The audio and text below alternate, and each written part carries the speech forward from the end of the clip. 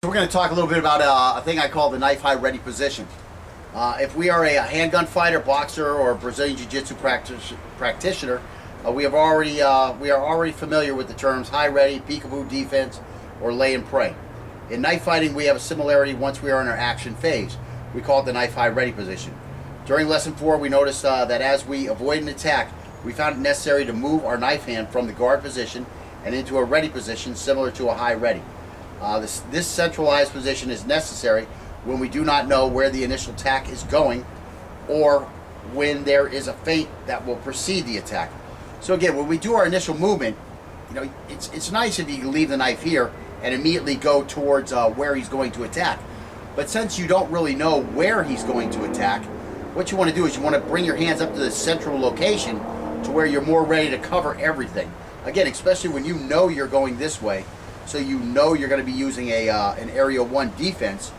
Get the hand up here, and now you're ready to push off and cover all this area, starting with this like angle 1 cut, and then finishing on this 9 down here where you're pushing out at the weapon.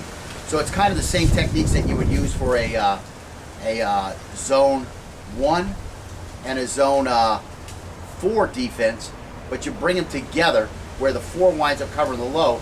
And the reason you do that is because as your body's pivoting to where the knife is, it becomes a 4. In the beginning, it's like it's a zone 1, but as you continue your pivot, now you're turning the angles because you're basically you're spinning the center line, and so now you wind up finishing with like a zone 4 type defense. It allows you to use the 2 defenses at the same time. The 2 zone defenses at the same time, so that you can cover the whole area in front of you safely. But again, it helps if you have this. Now if he throws that feint, well, boom, now I've got this hand over here. If I come in here and I miss my cut, my other hand comes down here, well, now my other hand's back here. So it's better than keeping it down here when I'm really trying to control and protect my throat. Is what I'm really trying to protect. Most importantly, my throat and my eyes.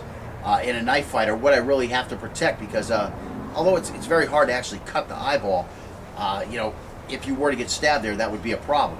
And again, what's going to kill you are these what's going to kill you most easily, again, are these cuts to the throat. The carotids. You don't want your trach cut, that type of stuff. These are big game stoppers.